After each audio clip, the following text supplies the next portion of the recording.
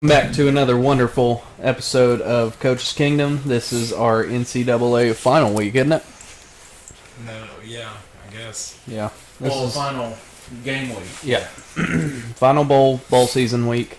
And it's not the Christmas special anymore. That time is done, went and gone, so. Yeah. Cheers. Even though it's not alcoholic. Nice. Right, let's go ahead and start it off with some news. Alabama rolls over Cincinnati, and I was wrong. Yeah. Plain and simple. Cincinnati actually didn't look that bad in that game. No. They didn't even score a touchdown, bro. They didn't score a touchdown. I'm saying... They didn't even get in the end zone.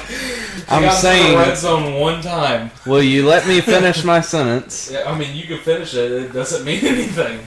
I'm saying they didn't look that bad in terms of the score. Didn't look that bad. I was expecting if they were going to get blown out, they were going to get blown out like 42-0. Well, 27-6 is a blowout. You didn't score a touchdown. You kicked 2 field goals. They kicked the last field goal late too. And it was 27-3. It can, it didn't look that bad. That's great. But you're going to be sitting on your couch watching the team you just play for a national championship. You know what I see in the scores though? I see a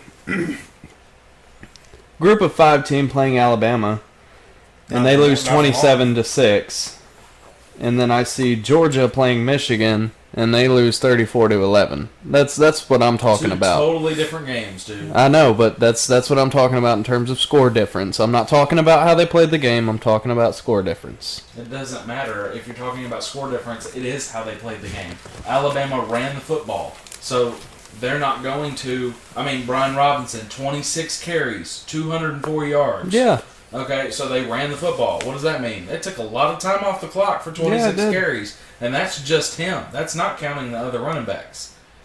So, yeah, the score is going to be lower because they don't. I mean, they have the ball the majority of the time. I'm saying it's closer. So, I mean, Cincinnati did deserve to be there, and they did put up that fight. They didn't look really good. No one's arguing that they didn't deserve to be there. I'm just saying. I'm just trying to reiterate that fact after the game. It doesn't need to be reiterated. They were let in. They 100% should have been in. They did what they were pretty much expected to do. Yeah, and that works. That works. All right. Any other retribution to anything I have to say? Good God. Somebody's in the mood to argue. What other things are you saying? It depends. And just so you know, since Alabama and Georgia did win, the national championship is just going to be a rerun episode. So, yeah, if you want to skip that, that won't really matter that much. We already saw that play out in the SEC championship. We'll see. Potential college football playoff expansion. Brown, do you want to dive into that? Well, I wanted you to talk about that for a second because I want to see what you're looking at into that. What is rumored is that it's going to go into a 12-team playoff. I'm open for it because the same group of teams make it into the 4-game playoff, with the exception of Cincinnati and Michigan this year, which didn't work out well in their favor. And I feel like it'll actually make it a little harder for those top teams to make it to the national championship, because now you've got to go through more people than you would have before. Well, the top 2 teams would have a bye week, am I right? They would have one bye week, Yeah. but they would still have to... That's still a bye week. So Yeah. that's a week you're not having to play someone else. It all kind of depends on how you look at the bye week. Like, Yeah, it could be kind of like the NFL. it could hurt Yeah. because you're now not playing football. But I think I don't think you can go any higher than 12. No. I think 12 is probably the limit. I don't think you go any further. We're going to break into a 25-team playoff. The entire top 25 makes it. I think the NFL just went to 14 last year. And I think that's as high as the NFL can really go. So, Because, you're getting dangerously close to half. Yeah. So if you're top half of the league, if you're just barely in the half of, right in the middle of the league, you shouldn't be in the playoffs. So it's pretty much the same thing for the NCAA. If you're right in the middle, this isn't college basketball. Right. 64 teams are not going to a playoff. Right. You got 64 out of what, 150 something? There's a lot more than that. Yeah. There's a lot of in college football. Yes. In college basketball, no. Like college basketball makes sense because you dedicated an entire month to that. Yeah. Whereas 12 games or anywhere from 8 to 12 teams, I think would have been a fair number. Yeah, and I think it's 8 that's being rumored now, because 12 was originally rumored, and they were agreeing upon it until Texas and Oklahoma said we're going to the SEC. Which I don't know why. No, from what I understand, it's still rumored to be 12. Okay. Yeah. So if it's rumored 12, I mean, you got to think now you're going to get some of those Oklahoma States, some of those Baylor, some of that. And let me tell you, Baylor Ole Miss. What a game. I enjoyed that game thoroughly. I just wanted to say that real quick. Yeah, that was a really good game. Yeah. Baylor came out on top, didn't they? Yep. Baylor put on 2 garbage time touchdowns at the last second, but I mean... One on $130 off that game. Baylor... Yeah, that was a good old payout right there. Mm-hmm. I want to look at I'm trying to pull up the rankings to see what matchups we would have had, Yeah, just to kind of look. So it would have been Alabama, Michigan had the bye week. It would have been Georgia playing Pitt. Georgia would have rolled over. Georgia and Bama would be where they are. Most likely, in my opinion, but they'd still be where they are. Listen to the other ones. You got Cincy playing Utah. That'd be a good game. Notre Dame playing Michigan State. Ohio State playing Oklahoma State, and Baylor playing Ole Miss, which we saw the outcome of that one. But, yeah.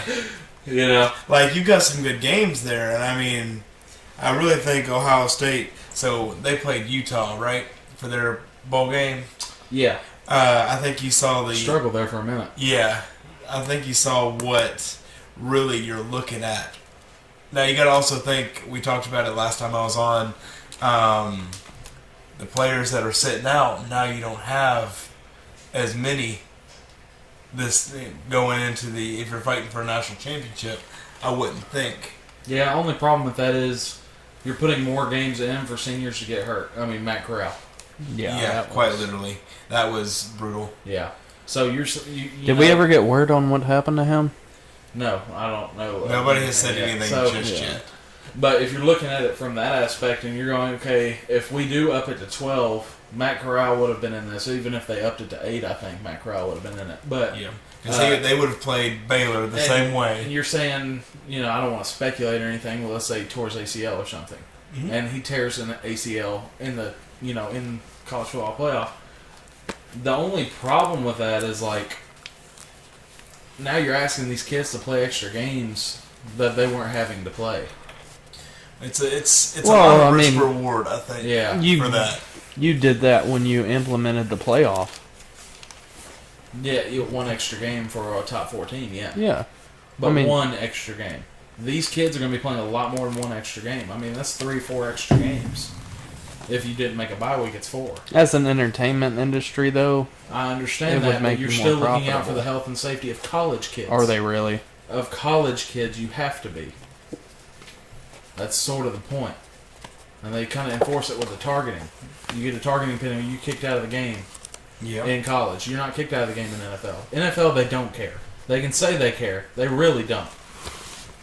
So, yeah, they throw in... The only way they got the 17th game this year, the NFL did, was to take one preseason game away. They would have been more than happy to keep that preseason game and add a 17th game in the NFL. Yeah. But in college, they've been looking at this playoff for so long, they only made it to 4 teams. I agree. I think 12 would be great. I think 8 would be great. Yeah. But 6, 10, I don't like that. 6 and 10 above 12 is a no. Too little. Anything above 12 is too high. Yeah. And you have to look at it like NFL has a legitimate playoff. High school has a legitimate playoff. Yeah. Why does college not? It doesn't make any sense. Well, they just got these random bowl games. And the bowl games don't amount to anything. Yeah. They don't matter. That's what the big issue is. That's why a lot of people don't watch them. Especially in the COVID environment we're in. Because it's not like they can go enjoy themselves if you're an unvaccinated player. You know what I'm saying? And like they were just talking about right before the playoff game started, if you go down or you got a mass amount of players out, you forfeit. Yep. Like, I think that they got lucky and that we actually got both games like we're supposed to. I don't know. I kind of saw the writing on the wall for rematch. I think everybody did. I mean, the only game that was up in the air was Michigan, and you could say what you want to about Cincinnati. The only game that was up in the air was Michigan-Georgia. Yeah. I already said I was wrong. Well, I'm just saying. Well, no, we're not talking about you specifically. I mean, there were a handful of people, and I am deep into the TikTok world, that were talking Cincinnati over Alabama. Now, I'm not wanting to come out and sound like I'm an Alabama fan, because everybody that has watched this pod, and with the shirt I'm wearing currently, should say that I'm not, you know? Yeah. But I'm going to go ahead and tell you right now, I'm a realist. So, when I see Alabama versus Cincy, my heart says, please, Cincinnati, win the ball game. But it ain't gonna happen. Yeah. My brain takes over, and it's like, okay, come on now, Saban's coaching, okay? Like, I mean, the poor kid that, I don't know if y'all saw it on TikTok, the poor kid that was dancing on the Alabama shirt on the Cincinnati field. Yeah. Like, Tom Brady's nephew? We want Bama. Yeah. Yeah. It's like, how'd that turn out? Yeah, not great. Not great. You got all these Alabama dancers and players now duetting you, telling you how bad you're bad. Yeah. How did that work out for you? Did it go good? I guess he's famous now, so that's fine. It's Tom Brady's nephew. He'd be famous either way. I saw something the other day, and I didn't get to watch the game, but I've now heard that Marvin Harrison Jr. completely lit up the game that he was in. Which game was that? Because I remember Ohio State, Utah. He did not light it up. Okay, he had 3 touchdowns. Yes, but 66 yards. Yeah, like now he got Smith and Jigba. Yes, I'm not kidding. 347 yards, receiving yards, I mean, which is a record. Insane. Yeah, it's a single game record just in general. So Marvin Harrison Jr. did light it up, but he got the touchdown. A lot of help and not from the other guy on the other side. Yeah, absolutely. Everybody's been talking about wanting to see Arch Manning and MHJ team up somewhere along the line, and I was like, you really think that they're going to let that happen? Yeah. Now, as a secondary, how do you... I don't know if you play another game after that, to be completely honest, because Utah was doing good at the That's beginning. Embarrassing. They were doing But that's good embarrassing. But it's the adjustments. It's Ryan records. Day securing his spot as Ohio State's coach for just the near future. Mm-hmm. You know, that's all that game was, too. If you don't go into halftime ready to make changes, you're not going to win a football game. Yeah. I guarantee if he lost that game, I wouldn't be shocked if Ryan Day was fired the next couple of years. Yeah, absolutely. Because, I mean, you're looking at, you've got, you see it on a regular basis, teams go into the locker room either up or close games, and you can tell who went in there and said, okay, this is what we're going to do to fix this. Yeah. And the ones that are like, hey, you know what, we're fine, all right, we'll just run with it. So, I mean, you've got to be prepared to make those changes. And if you're not going to survive. Yeah. Moving on to other topics. Atlanta Falcons running back coach Desmond Kitchings leaves to be the Virginia's offensive coordinator. Yeah. That could be good. I mean, you can't really say it's a step up or a step down. Yeah, I mean, you don't know. You're going from a position coach to the NFL to a coordinator in the NCAA. I don't know if that's a step up. Could be, in a way. Depends on how you look at it. Like, if you want to be a coordinator, it's a step up. Yeah. Depends on what he's making. Yeah, true. I mean, I don't know how much position coaches. I'm sure it's close to, like, it's probably close to the same, if not a little less. Yeah. Then I'm sure at Virginia, you know, yeah. I mean, right? Like, you didn't go to Alabama or Michigan or Big Ten or Ohio State. Yeah. Clemson's D-line coach Todd Bates is going to follow Brett Venables, Clemson's old defensive coordinator to Oklahoma. And that probably won't be the only one. Yeah. We're going to see a lot more of that as the offseason starts unfolding. One thing that I did want to hit on, Georgia's quarterback, Stetson Bennett. I'm quoting him right now.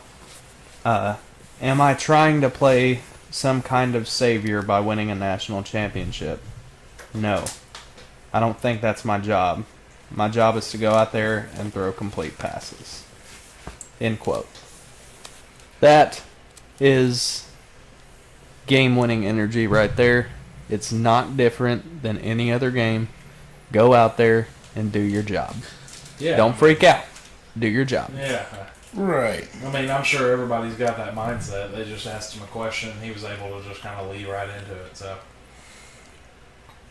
So, Oklahoma quarterback Caleb Williams has also entered the transfer portal, but let me get the actual quote here. He also stated that staying in Oklahoma was still an option. Yeah. Because they don't have another option. Yeah. I mean, where's he going to go for real, though? I mean, like... You're a freshman. True freshman. That's what kills me. If you're transferring, be a junior or senior. Be a junior Stick with it out the a first couple plan. years. Yeah. Be a junior with a plan. Like, hey, you know, I've really enjoyed this, but... Is there a transfers limit? right now? I mean, I get the Spencer Rattler transfer. Yeah. But if Caleb Williams were to transfer, do you think Rattler would still transfer? Well, I think the issue with Williams is that he knows the second that he's not playing up to Oklahoma fans' par, Yeah. they're going to now- start chanting for the next guy to come in, and that's toxic. And now, for anybody. now you're Florida. at SEC level. Mm-hmm. And, I mean, now it's different. They expect a higher game. Yeah. So, I wonder if the pressure cracked in more than anything. Probably. It wouldn't shock me to see him go to USC, Yeah. where Lincoln Riley went. So that's probably what this is. Because USC had their quarterback transfer too. So, Yeah, it opens up a spot. yeah. Yeah. You still got some stuff? No, that's it on news. Caleb, didn't you said you had some? So, we talked about Ohio State and their record-setting bowl game. Mhm. I touched on Ole Miss and Baylor, how that was a fantastic game up until the last 5 minutes. Yeah, shout out to Baylor. Shout out to Baylor. Like, Yeah. I told my dad, I was like, y'all are going to win that football game. Baylor's going to win that football game. Yeah. Like, you watch. Yeah. Baylor's about to win this football game. And he said, no, there's no way. It's Ole Miss. It's like, and then I have an app on my phone called The Score. And they said the lane train gets started. And I was like, when? When did the lane train really get started? They scored a touchdown. Yeah. It's like... Baylor did a great job at the end, halfway through the game. Absolutely. So, I mean, first half was not their game. Touching on Purdue, Tennessee. The refs need to be held accountable. Yeah. That's all I really got to say there. I mean... Because you've got to look at it, and so those of you that don't know what happened, they get to overtime. Tennessee has the first drive, and you can clearly see the running back is still driving his feet and moving. They came back and into the end zone, which would have won the game, and No, it wouldn't have won it. We just would have been up by a touchdown. it would have forced them to score instead of kick a field goal and win, which would have changed the outcome drastically, in my opinion. Well, let's back up in this game for a second. When you, as a ref, throw 3 in a row pass interference penalties, that's a little ridiculous. Oh yeah, I mean, and I was at work, so I didn't get to watch the entire game. But I have also heard that this is the same ref for the ACC that got suspended for making problems with calls and different things. So my question to that is, are you not holding your refs accountable by, if you're suspended, like, why do they get to ref in that ball game if they've been suspended throughout the year for something like that? But very frustrating. I've got the top 50 here of the updated recruiting classes. I I'm not really ready to move on from that yet. Okay. Yeah, I feel like, one, they need to make the refs full-time. Yes. 2, they need to have classes to go over rule changes, everything under the sun, to review current rules, to go over what is and what is not a penalty, just so everybody can be on the same page. So every game is fair calling across the board. And yes, you do need to be either there needs to be some kind of retribution for you making bad calls, especially if it's consistent, the same as any other job would have. If you keep screwing up consistently, you're either getting some kind of points and getting led to be fired, or you're just downright getting fired. Yeah, I mean, when you're talking about, this goes for NCAA and NFL. Yeah, absolutely. I mean, you need full-time refs. This really goes for all professional sports. Because NBA doesn't have full-time refs. NHL doesn't have full-time refs. So this is a consistent problem for everybody. I mean, I don't know, Caleb, if you remember this. It was this refs last season. I think it was last year. The last season we had in 2020. Uh-huh. It was the refs last season, and he goes, I didn't see anything. I just wanted to call a penalty on Nashville. You remember that? Yep. Yeah. He said it over the mic as it was hot. So, dumb decision. But when you get refs in that kind of mindset, and a lot of them are, then you get problems. Like, you get your bias, and you get your several years ago, the Saints headed to the Super Bowl. Mm-hmm. The head ref, or one of the head refs, was a Saints fan, a known Saints fan. Like, posted on his Facebook and everything. Like, how do you let things like that happen? How do you allow the biases and things? Now, granted, yes, we are human beings.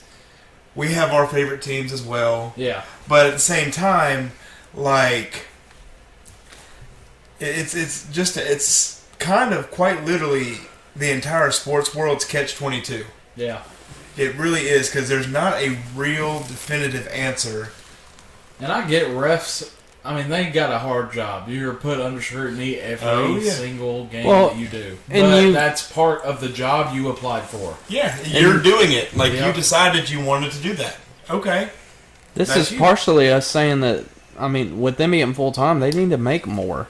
Yeah, they need to make a livable salary. You're telling me that professional sports pay their players millions and millions of dollars, but they can't afford to pay their refs $100,000 a year?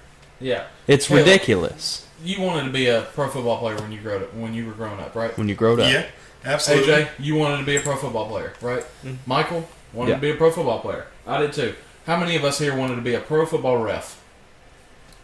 Not a soul. None. How many people, if you ask them, growing up, what did you want to be? And they say a ref. None. I can only think of one person in the entire world that enjoys being a ref. No. I'm just saying, right now, on the top of my head, I can think of one person in the entire world that really enjoys their reffing job. Who? Wes McCauley. Wes McCauley. He's a NHL ref who does a lot of the Nashville games. Yeah. He has a blast. Yeah, but I'm sure even he didn't grow up saying, I wanted to become a referee. He said, I just want to skate around and get bumped into all the time and get yelled at because they think I'm stupid. So it's time for them to go full-time to make actual money, good money. Yeah. And for them, and 100,000 is low balling it. It's you got to be held accountable. Not if you made a bad call, you get fired. Not that, but suspended for a game. Multiple bad calls. Yeah, it's a consistent if it's piling up, Boger, you need to go. He's known as NFL, probably the worst ref in the NFL, the worst ref crew in the NFL. Anytime you got Jerome Boger, if he starts calling, penalties on one specific team, it's going to be on that specific team for the rest of that game. He is awful. That crew is awful. So they don't get held accountable. Yeah. No. Well, you don't get to ref the Super Bowl. Well, whoop-de-freaking do. I mean, do you really think he cares? I would have made $12 to ref the Super Bowl. Sorry. It does not hurt my feelings. I spend more time with my family right now. Great. Right. Awesome. I mean, like, what kind of punishment is that? That's like my boss telling me, "Oh, you don't get to come into work tomorrow, but you're going to get paid for it." Okay. Well, great. Yeah, I'll take that. You know what I mean? Let me just. Okay. It doesn't make any sense. That's what my response would be. Okay. Exactly. So it doesn't make any sense. The best referees get to ref the Super Bowl, I mean, it's just it's an awful way to, and it's the same thing for the college football national championship. Like, obviously, they can't let the SEC refs coach this or ref it. Actually, I think they could. They could. There's a loophole that they could. There's not a loophole. I mean, it's SEC versus SEC. You can't be biased towards one team because it's SEC. Stuff like what you're saying. So you're not good enough of a ref, so you can't ref the Super Bowl. Well, your regular season games and your playoff games lead to the Super Bowl. So if you ain't good enough to ref the Super Bowl, you're not good enough to ref at all. Yeah. And that's what it boils down to. There is no game in a season that has less importance than the other. Yeah, and it leads to fans asking questions and players and coaches asking questions like, what is a catch? Right. What is defined as a catch? What is holding? Because, you go back to the Des Bryant that they still question to this day. That would have changed the outcome of several scenarios. Oh, yeah. For playoff purposes. If Des Bryant was accounted as that was a catch, which, in my opinion, it was. The rule for a ref is you should not let your penalty be the result of a game. So if it is coming down to a last play or last drive, don't let your penalty change the outcome of the game. Unless it's 100% called for. A pass interference call that's just obvious. If he's dragging him, right? If he drags him by the helmet down the sideline, so prime example, Cincinnati, Kansas City. Mm-hmm. The pass interference, illegal hands to the face. At the end in the end zone. Yep. He blatantly grabbed his helmet and grabbed his face. So that was a completely called for call. It makes sense. And some of the issues with some of these calls is that they are controversial. We need dead set guidelines to go off of. So do the refs. And make them review those guidelines every so often to keep them fresh on it. Like that Des Bryant catch. You said those magical words. What'd you say? I said a lot of words. You said, in my opinion. In my opinion, yes. These should not be opinionated at all. Absolutely. These should be dead set facts. And that's what it should be. Yeah. Well, there's going to be holding on every play, so you can't call a penalty on every play for holding. There's always going to be holding. It's just the clear and obvious holds are the penalties. So if his jersey, it's the same thing like Michael will use you, if I see this, that's a penalty. Yeah. So it's but if you're in that shoulder pad, let it be. Ooh. Yeah, and I held on pretty much every single play. Yeah, I mean everybody. I can think of one specific one. We're playing beach. Yeah. And we had pulled around. We were running jet, and the corner was going to beat me. Well, I reached up and I grabbed his jersey from underneath because I knew A, it wouldn't get seen, and B, I won. He was going to fall over. So I just let him out real quick, and I heard the entire beach sideline light me up because they saw it. Everybody saw it except for the ref. And I was like, well, y'all don't matter. Forget y'all. I replay that one in my head constantly. Yeah. I'll tell you one that I replay. We were playing Clarksville, my final game, and I was not quick enough to catch this linebacker. This linebacker was maybe 120, 5'7". It was a little quick, shifty dude. So I get him, I get a hold of him, I stick my arm out, pull him in, and then drop him, and then just lay on him for a second, just to eliminate him from the play. It ended up being a touchdown, and there was no flag called, and it was probably the dirtiest play that I had in my career. Yeah, I mean, since we're going through stories, I'll go through one same game. That game was wild for us. Let me tell you. Yes. Yeah. So that beach game was wild. We're playing beach, and I remember getting super pissed. I think it was right after I got in that fist fight with one of the linebackers. Yep. I remember that. Yeah. So the next play, I think Caleb had to pull. So I'm at left tackle. Caleb's at left guard. He pulls, and I'm down blocking down to Keyshawn, who was our center. And I remember getting a hold of the nose tackle, and he was involved in the little skirmish we had the play before. And I remember taking his jersey and just tossing him down. You know, I was definitely holding, and then did like a Superman dive on top of him. Because that game, Preston got thrown out for literally trying to grab Perry. I was it was just wild. That game was wild all the way through. It was. And it was funny because we were playing on TV, and it just made it worse. But yeah, back to the NCAA podcast. Do something better about AJ, you got any holding stories? No, not yet. Yeah, you will. He plays defense, so it's fine. Well, he has holding stories from the other side. That's what he has. So do something better with the refs. All sports. Yes, you can all hear me. Okay. So I've got the updated list here. Just give us the top 10. Top 10? Okay, starting at 10. Oklahoma, Michigan, North Carolina, Notre Dame, Penn State, Texas, Ohio State, Georgia, Alabama, Texas A&M. I'm still kind of surprised A&M is holding that top spot, but I did see where they signed another 5-star the other day. They've got a very strong recruiting class. I think he was top 25 in the nation, too. Yes, he was. I wish we could go back in time and see this kind of from both ways. So we know what we know now going back in time and have Texas A&M lose to Alabama and see if those recruits still go there.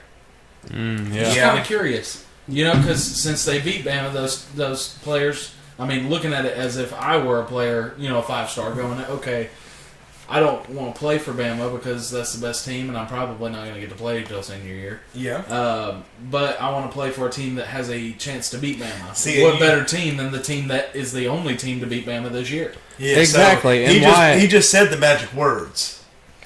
Not starting until your senior year. Exactly. Finally coming into play. Yeah. It is. Unfortunately, and the transfer thing is the reason why this is happening, because now Saban knows this. I'm sure he does. Going, you know, when you're recruiting freshmen, if you're Saban, I mean, I'm recruiting out of the transfer portal straight up. You're going rarely for the are you going to get a freshman that is actually going to stick around all 4 years or 5 years or however long they stay. Right, especially right now. Mm-hmm. Like, I mean, it's just, I mean, I would do the same thing. Like, you go through your transfer portal and see what you need and these kind of the statistics you want, and start grabbing these kids. I mean, these kids are looking for something to better their future. Like, prime example, I think it was the year before the rule change, but Alvin Kamara going to Tennessee. It's like, you don't think Tennessee called him to ask him if he would be interested in coming to play football at Tennessee? Yep. Like, he transferred. Well, if you're getting recruited by Alabama, you could go play anywhere. Yeah, and I mean, absolutely. what you're doing if you're Saban at that point is, say there's a star defensive tackle at South Carolina or North Carolina, say you're just calling him when he's going into his junior or senior year, and hey, I got a spot for you. There's like tampering rules though. So you can't call them, but they can call you. I think that's the rule. So there's a period of time. But what people don't understand is Saban can call his former high school football coach. Go, okay, you know, this, you know, let's just say it's Trevor Lawrence. You know, he's playing for Clemson at the time, and Saban's like, well, I really need a quarterback. Trevor kind of fits my mold, so let me see what I can do here. Well, Trevor Lawrence, you know, played high school football somewhere. Let me call up his high school football coach. Let his high school football coach know, hey, I just want to tell you I'm interested in Trevor if he is willing to transfer. Well, that's one way to kind of tamper without tampering. Yeah. So here's there are ways around this that the NCAA is not going to care to look into. The rule for at least your beginning recruitment process. So, like, if you're recruiting a freshman, there is a period of time in between signing day and between, I think it's there's a month period where no conversation can go on after a certain point for the weeks of signing, or maybe it's right before. I think it's right before. But they can't call, text, nothing. But I will say a lot of the ways that they work around that is there are people unaffiliated with Alabama, Tennessee, Georgia that will shoot a text and say, hey, have you made your decision yet? Yeah. and maybe not necessarily sway them, but ask and make it known their opinion of the idea, and you can't do anything about that. I imagine there's a similar type of deal for this new transfer portal. Yeah. And if you're looking on there, surprisingly enough, Vandy is ranked higher than Miami in the recruiting poll. Vandy is 35. Well, let me tell you, if Clark Lee came to my house and started talking to me, I'd probably commit to Vanderbilt too. And that's I was actually looking for a smooth talker. I was looking for Jackson State here. Oh, they're not in here. They're not in here. It's Division One. Okay. That makes sense. Yeah, they're not in State's probably nor would they be in there anyway because they only got the top recruit and that was it. Yeah. So nobody else. They wasted all their chips on one. I will say some notable add-ins here. Tennessee at 15. Not bad. Michigan State's at 21. Clemson at 24. That's low. It's pretty bad for them. That's low, man. Cincinnati is also behind Vanderbilt. Vanderbilt is 35. Cincinnati is 37. I mean, Ritter's gone. Do we really expect Cincinnati to be the same next year? No, God, no. Yeah, I don't. Miami at 48. You set us up for success, Manny. You did it. I'm so proud of you. Top 50 in the nation. So here we go. He's a defensive coordinator at the top 10 at a top 10 school now. So yeah, that's what you do. You screw over that program, and then you go to one that's already set up for you. So you can be like, yeah, I'm still great. Yeah, no, you're I'm not. Get over yourself. Yeah. So I'm going to rattle off 48, 49, 50 right here. So you got Miami at 48, Oregon State at 49, and the University of Florida is number 50. Wow. Yeah. It's bad. Low. It's bad. Yeah. Florida, I think you're falling apart a little bit here. Man. I mean, Vandy you've got beats teams Florida like next year. Wisconsin, Central Florida, Georgia Tech, Baylor. Baylor's at 33. All ranked above Florida right now. Like, there's a handful on this list that I'm just like, okay. Is Kentucky on there? Kentucky is number 11. Nice. So Kentucky is setting up for a good year. Yeah, they're setting themselves up for success. I mean, Stoops is a really good recruiter too. So yeah. I mean, if you can take Kentucky to 10-2 or whatever they were, you gotta be decent at recruiting. And how many years did that take? Because 10 I think years, Kentucky's first decent year was the year that AJ was playing for the Hendersonville Titans, and they had that game inside Vanderbilt Stadium for halftime. Yeah, they went 8-4 and it was that Vandy, year or Kentucky. something like that. That was their first decent year. Mm-hmm. How long ago was that? You were in what, elementary school? Shit. Yeah, that would have been 4 or 5 years ago. Yeah. Who was a running back? It's the year that running back came out of there. Snell, yeah. Yep. Benny Snell. I loved that. Yes. I got behind that, and I'm a Tennessee fan. So I'm over here every time he carries the ball for Pittsburgh now, for the Steelers. Yeah. I'm like, Snell, yeah, man. That's awesome. You can't get a better last name, you know? So, here's an interesting deal I just noticed. Every SEC school is on this list. Wow. Really? Every single one. Arkansas? Yep. Arkansas is Auburn 19. Still? Auburn is number 13. Florida almost screwed it up for y'all. Florida, yeah. I'll tell you would have thought it would have been Vanderbilt. Right. Florida. They lose one commit. If they lose one commit, they're done. They're done. Yeah. No. Vanderbilt's transfer. Please just wait 2 weeks, all right? So Vanderbilt and Florida are 35 and 50, which is the furthest back they go. After that, it's Ole Miss at 25. How does Vanderbilt get that much ahead of Florida in recruiting? Vanderbilt's, I mean, they're still coming. Like, it's a smart college, so even with the limitations of it being a smart college and everything. So here's the thing with Vanderbilt. We're calling it a smart college. That's how dumb we are. So Vanderbilt is all colleges are somewhat. Yeah, but I mean, here's the deal. Private school. Yeah. Every division has that. Well, we've talked about that. We've already talked about that on the podcast. We've talked about Purdue, or not Purdue, but Northwestern, Miami. Yeah. You know, you've got your private schools, but I will say, as far as your athletics go, if they want you to be there, you're gonna pass. Like they will, they will look out for you. Oh yeah. I will say, there's a certain player we both know that should definitely have not have gone on at that college. But I will say, John Jenkins, the basketball player for Vanderbilt, who was with the Hawks for the longest time, then the Wizards, if I'm not mistaken. Yeah, Dallas most recently. Yes. He graduated from Vanderbilt with a 4.0 GPA. Graduated from a private college doing athletics with a 4.0. When I was a kid, I was like, man, he's got really good work ethic. Yeah. Then I learned... Nothing against John. No, Jenkins. nothing at all. Smart dude. Totally smart dude. Like, I am 100%, like, he is a genius. And he's at station camp all the time. Like, he runs his little camps there. He goes to work out there. Him and Josh are good friends. It's, I mean, totally lights out dude. Like, he's awesome. But now that we've learned the truth of what Vanderbilt does... Was that one guy? Okay. There's one guy. Was that one basketball player? Yeah. Yeah. It's the only basketball player that went pro from station camp. Yeah. From Sumner County. Yeah. I remember going into the gym one day and he was doing like windmill dunks. I was blown away. Yeah. That was insane. That is insane. He does that quite frequently. Great three-point shooter. Yeah, absolutely. That's a cool routine.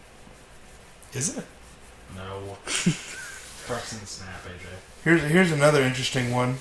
Missouri is number 12. Misery. Yeah, that's what you do when you go there. So, what you put through. Good luck, all you people that Good go job, to Eli Misery. Triplets. Yeah. Good job. He said, "Do you want to be the one to build this program back up?" So No. do I. Maybe. Yeah. All right. Else? We're Nope. going into the It's game about now? that time. All right. Score predictions. AJ, who you got and why? What game? The only game. Oh, I got Alabama. Because we've pretty much already seen it before. What's your score? I think it's going to be pretty low. I think it's going to be around like 21 to... I think... Don't burst your bubble now. 21 to 17. Okay. I thought he overheated or something. Yeah. We're making him use his brain too much. You could see the little. I put him on the You, spot. you could see the little loading bar. Yeah, you sure did. You did it on purpose too, didn't you? No. I thought we would start from the right to the left. So this is tough, but I'm gonna take Georgia. Ooh. You got to do the noise.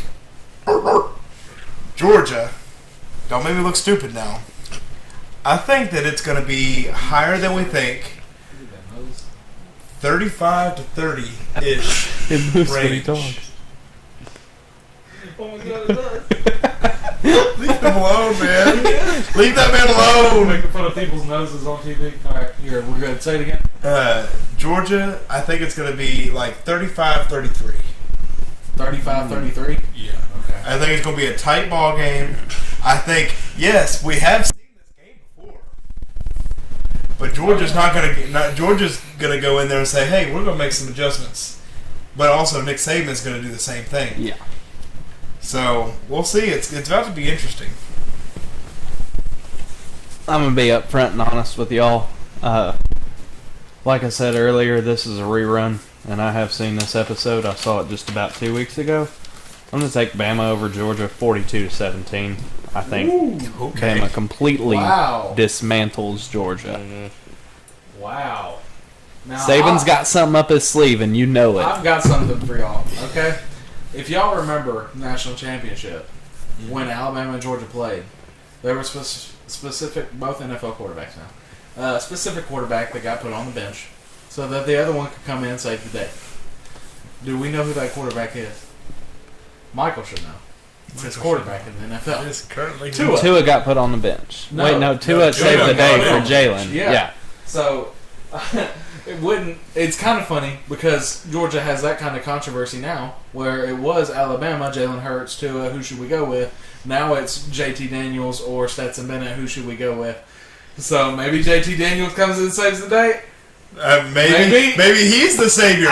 Maybe it's not Stetson Bennett. Maybe it's JT Daniels. Maybe it's JT Daniels. I'm gonna say no. Alabama wins 31-28. All right, I'll be the lone dog. If you didn't hear I'll be the lone one. If you didn't hear that, what Brian really just said is roll tide, son. No, I did not say that. Definitely. That's exactly what he said. He said that out loud. Actually, I heard. He said roll tide. Nope. I heard him say it. Nope. Roll tide, roll. Not on this podcast. Love Saban though. I don't even post it on Facebook. Like people be like, I know I'm a Tennessee fan, but roll tide. What? That doesn't make sense. Yeah. Shut up. You can't be a Tennessee fan and actually have that come out of your mouth. No, it's not real. Yeah. Like there's realism, Mm-hmm. and there's also stupidity and moronic words that come out of your mouth, and that is not three that should come out. Yeah, I really honestly don't think I've ever said those two words back to back, even as a joke. I've said them as jokes several times. No. Can you say roll? I could say roll.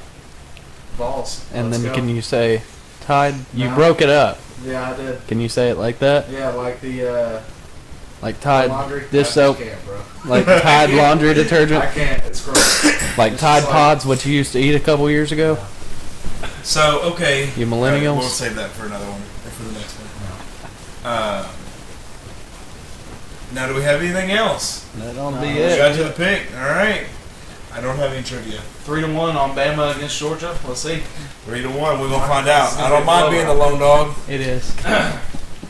So, make sure you like, comment, subscribe. Leave a little comment down there in the comment section. And make sure you ring the bell for notifications, because that's what I was originally going to say until I got stuck on the comment thing. So like, comment, subscribe, and ring the bell. And then appreciate it. We'll see y'all next week. If you've got any questions, let us know. Yeah. We're getting ready to get into coaching stuff now. Yeah. So let us know. Like, we'll go over stuff that you want to learn. We've got a whiteboard. Whiteboard Wednesdays. Yeah.